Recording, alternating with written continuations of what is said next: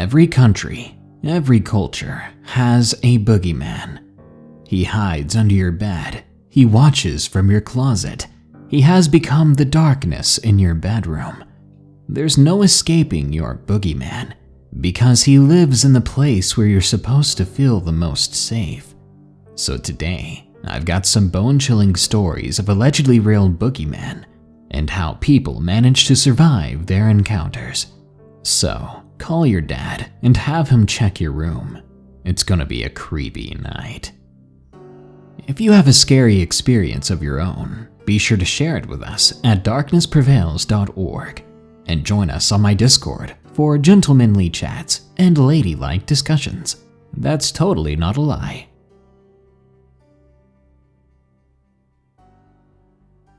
A knock on my door at 3:33 a.m.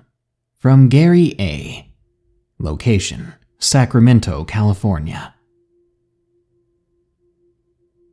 I'm a 16-year-old male living in a small town outside of Sacramento.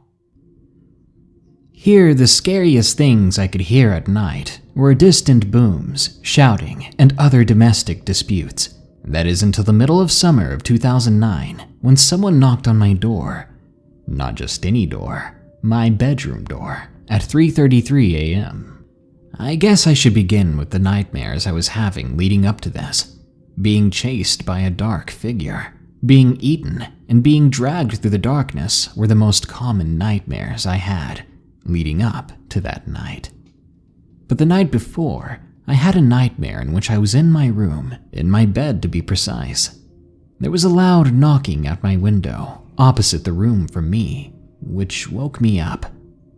Something in my gut told me to look, but I didn't, and the knocking turned into banging, which escalated even more the longer I kept myself from looking at the window.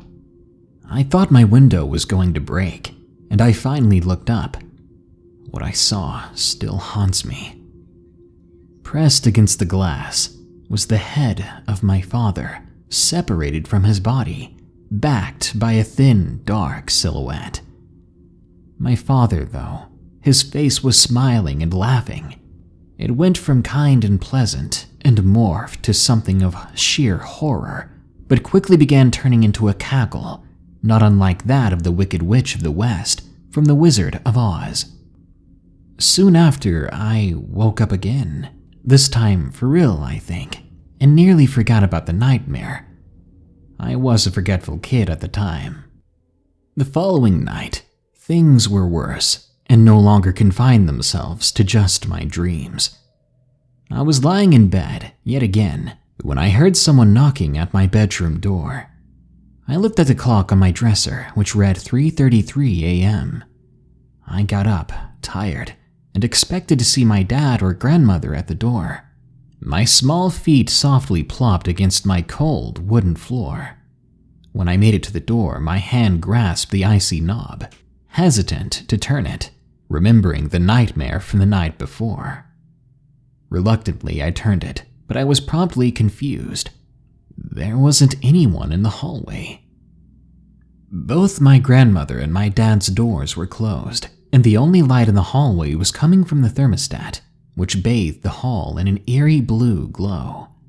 I pushed the door shut quietly, and I crept back to bed. No more than a second had passed since my head hit the pillow that the knock came again. I was beginning to get angry, and I was about to get up when I noticed the shadow cast by a pair of feet just under the door.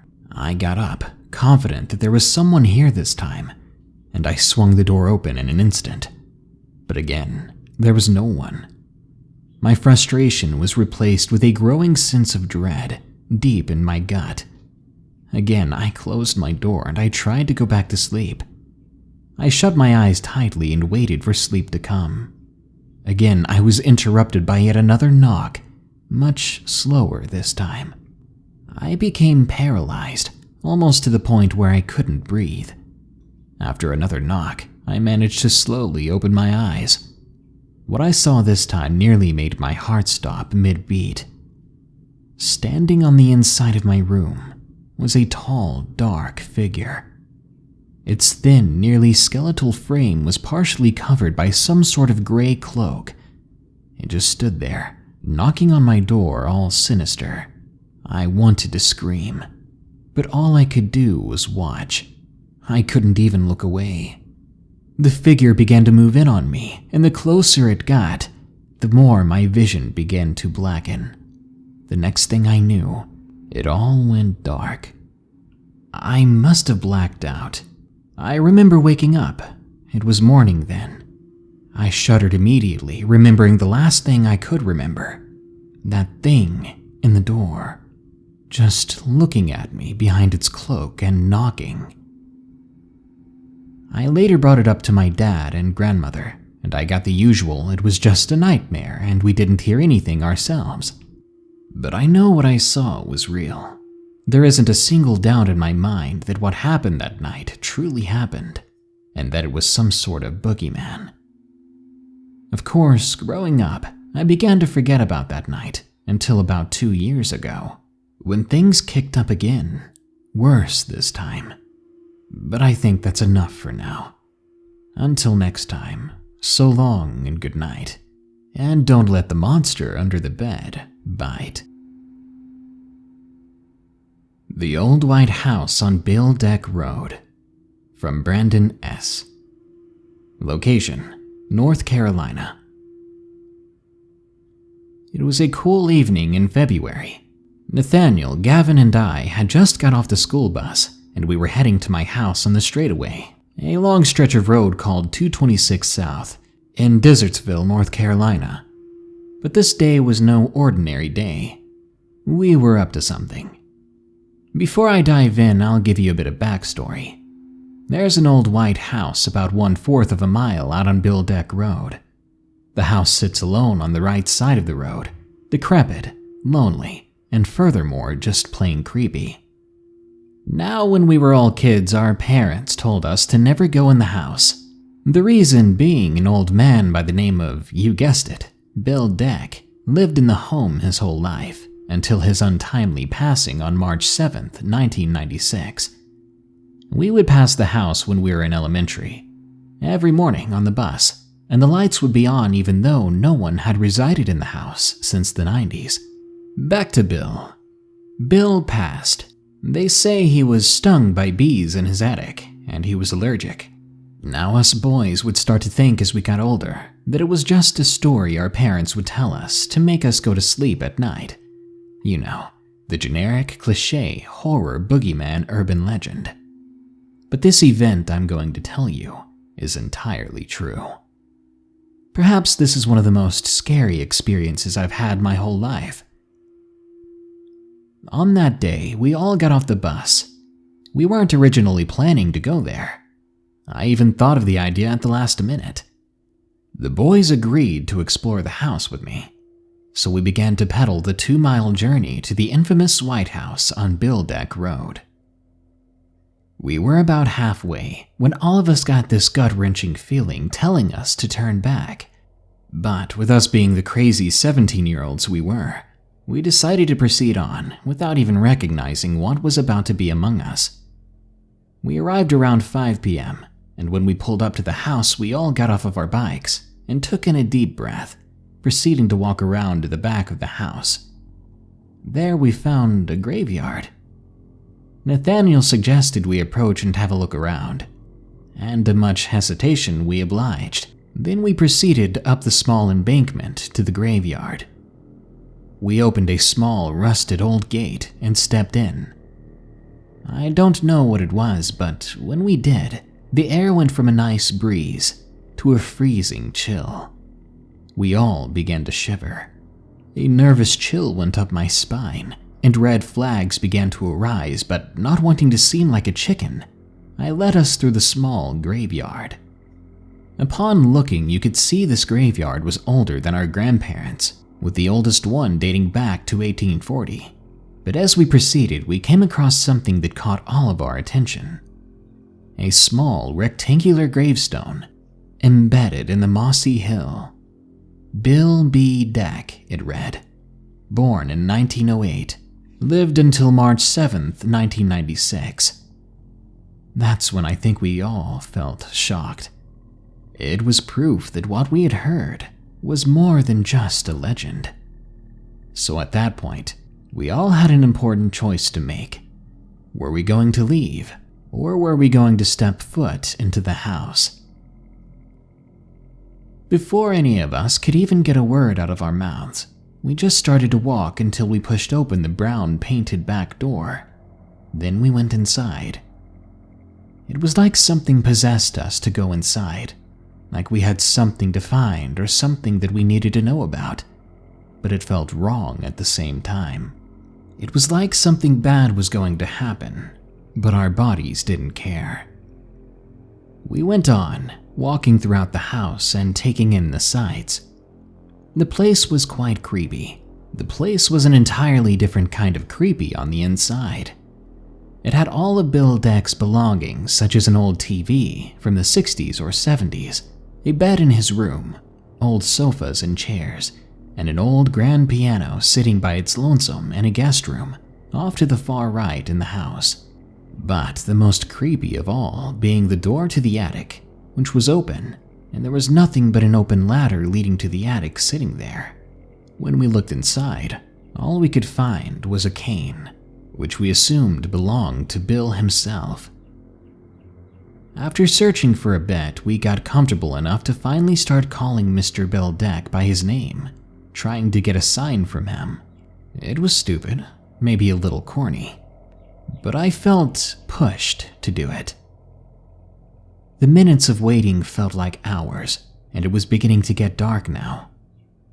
We knew it was time to leave.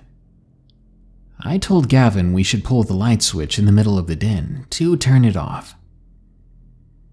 He reluctantly pulled the switch, and what happened next still traumatizes me to this day. When Gavin pulled the light switch, it was quiet for a moment, until I heard something which I can only identify as a low-pitched growl coming from the attic. Then there came heavy footsteps approaching the attic opening. Before we could see what was coming down from the attic, we all scrambled for the door and hopped on our bikes, pedaling away as fast as we could. I swear to this day, as we rode away, I could see the silhouette of a man by the window, watching, waiting for our next visit. Seeing White. From Moxiy.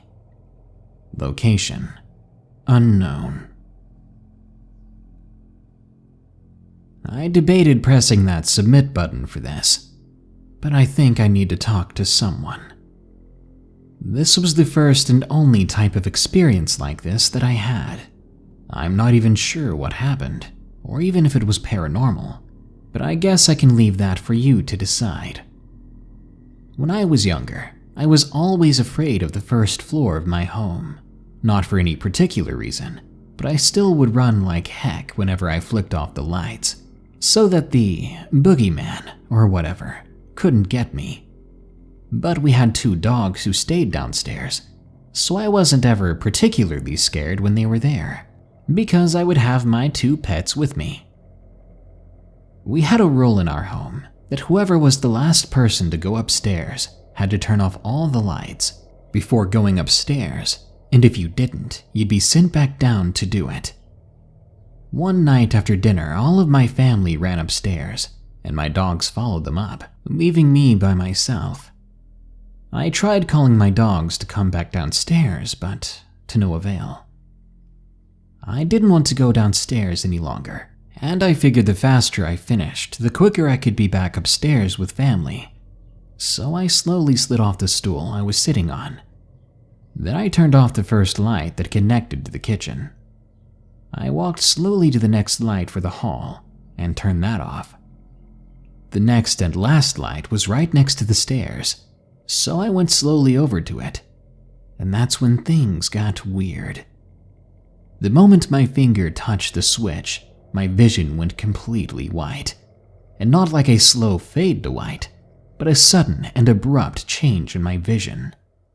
I was so terrified, I froze with my arms at my side and my back stiffened.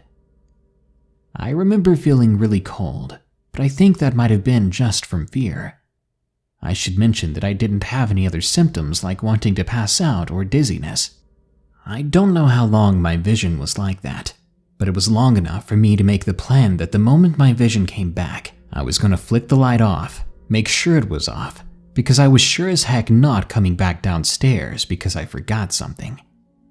I ran for dear life to my family. It took at least a couple of minutes, and the moment I could barely see, I flicked the switch and ran. Through my sobs, I told my family what happened, but they didn't believe me, saying it was probably just me standing up too fast, which made no sense. I was walking up the stairs. I had been standing and walking around for a while. I've never had any other weird incident at my dad's house other than going to sleep on the top bunk and waking up on the ground with no injury or idea how I got there. Sometimes I wonder what would have happened if I looked behind me instead of running up the stairs. I think there's something at my dad's place, something downstairs, and I think it wants me in the dark.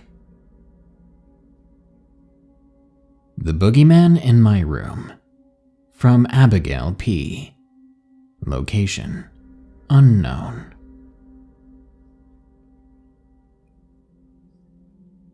My family and I didn't used to believe in the paranormal, but things have changed.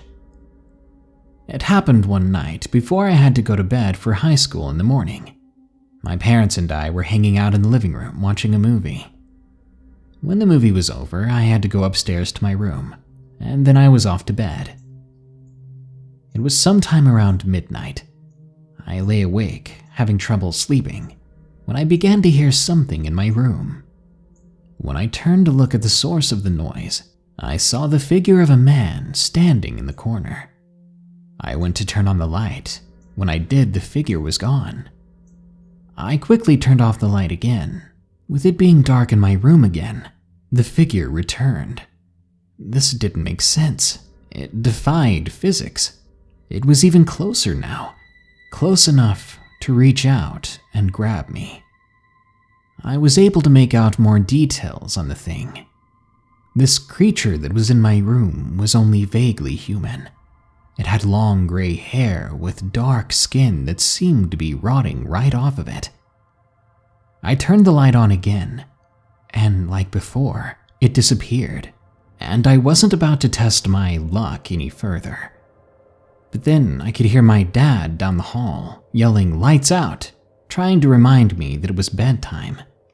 I yelled back, but before I could, he was already at my door, had reached his arm inside and flicked off the light for me. It was then that I was met with the most horrific face I'd ever seen, and it was nearly touching mine. It had black holes for eyes, revealing sharp teeth with a blank expression. It grabbed my arm and proceeded to take me to my closet, where I began to scream. My father rushed into the room with my mother close behind. He was trying to say what's going on, but he stopped mid-sentence, because in the moment between the light coming back on and them rushing inside, my father saw what was holding on to me. When the lights came back on, I ran to my mother and embraced her. The thing was gone again, and my dad, now confused at what he saw, could barely stutter "What happened?" I explained everything. I had no idea what I saw that night, but to me, it's my own little boogeyman. I have a fear of the dark from that experience, and I don't think it'll ever go away. Homestead Boogeyman. From Dale. Location: Colorado.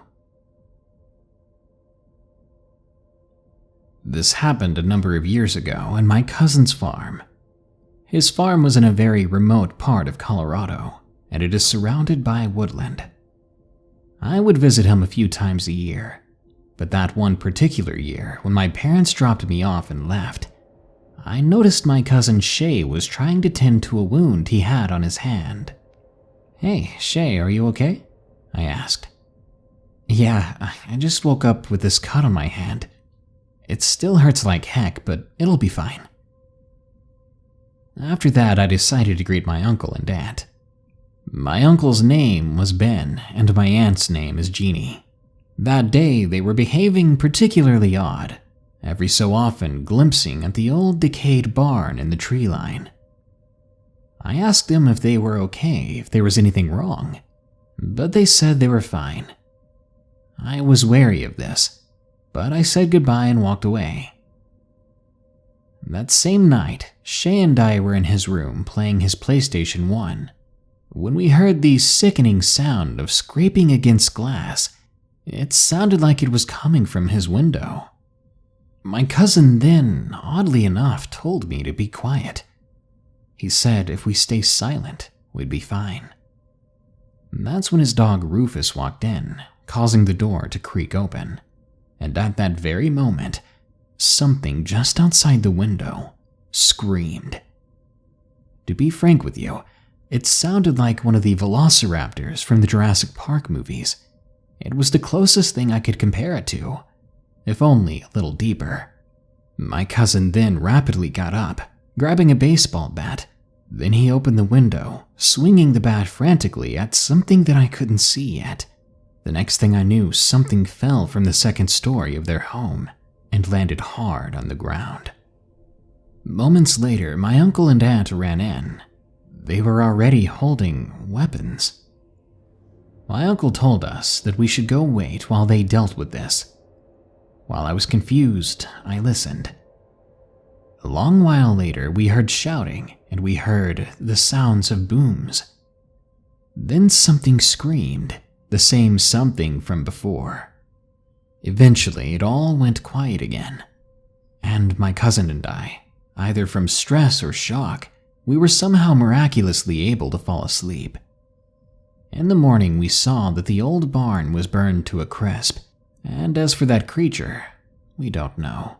My aunt and uncle both say that they had hit it, and they had burned down the barn when they saw it go inside.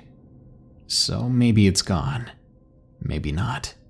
I guess we'll have to wait and see. The thing is, that was 6 years ago, and I can still hear that screaming sound in my dreams. I'm afraid that one day I'll be awake the next time I hear it. A quiet house down by the river. From Anonymous.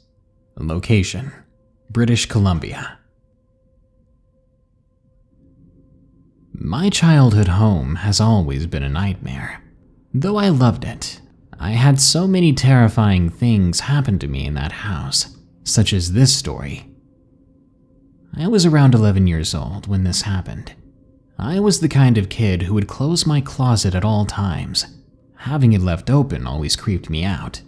It was the same thing with drawing the blinds and looking under my bed. And I often slept with a nightlight. But I never did think anything could happen to me for real if I stopped doing those things. I thought they simply just made me feel safe. One night I decided I would just fall asleep like a normal person, not doing my normal routine. I didn't feel the need to do so. I felt like I was growing up. But that's where I went wrong. In the middle of the night, around 2:45, I woke up. The room was quiet and pitch black.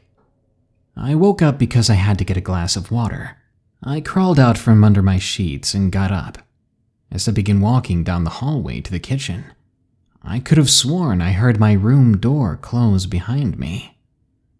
I looked back and saw nothing, so I kept walking, saying maybe I left the window open and the air had closed it. I walked to the kitchen and grabbed some water. Then I began to walk back. I opened my bedroom door to see that my window was closed. I ignored this and sat down on my bed. I finished my water, then tucked myself back in, when all of a sudden, from my closet came a jiggle at the doorknob. I was horrified. I began to shake under my covers as I watched and heard it creak open. Something walked out of my closet, and whatever it was stood at the end of my bed. Suddenly, in the most horrifying voice, it spoke to me. I know you're awake. I began to cry. I felt it beginning to touch my legs. Then, in an instant, I could feel breathing on my face. I screamed then, causing my mom to come running into my room in a panic. I began to explain what I saw but was interrupted. My mother said that it was just a nightmare. I couldn't sleep after that, so I went to my mom's room and just laid in her bed.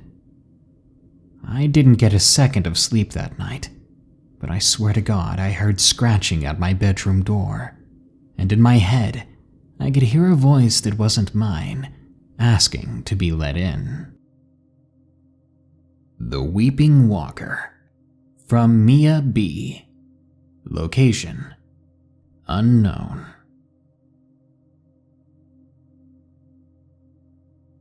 I had just had supper, and I went upstairs to my room to play a game on my desktop. There wasn't anything interesting to do. It was an old, blocky computer after all. It used to be my grandma's. It was then that I heard a call from downstairs. "Mia, get off that thing and come down here. Your friends are here." It was my mom yelling up to me. I went downstairs to join them in the living room. "Hi, Mia," said Corey. "Dad was at work at Mr. Waite's, and we didn't want to be at home alone," Randall said, with a frown on his face. We then went upstairs together and played some board games and a few rounds of truth or dare. By then it was getting quite late. We had planned to sleep in the living room so we could watch some TV. Before we did so, my mom kissed us goodnight.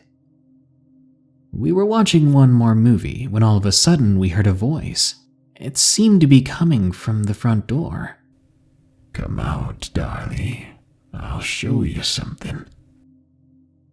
We sat there in stunned silence. Did we really just hear someone outside? When it came again, I swear it sounded like Randall and Corey's dad, telling them to come out. When it went quiet again, I looked at Corey in horror and asked if their dad had come back early. "No," he said. "Dad said he would be gone for the rest of the night. He would have called if he got back."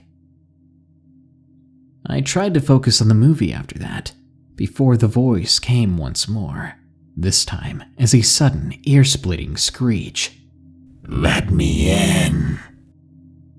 We were terrified, but then Randall got up, and he began to approach the door. I screamed at him to stop. Outside, I could hear crying and scratching. But just as Randall approached the door, everything went black.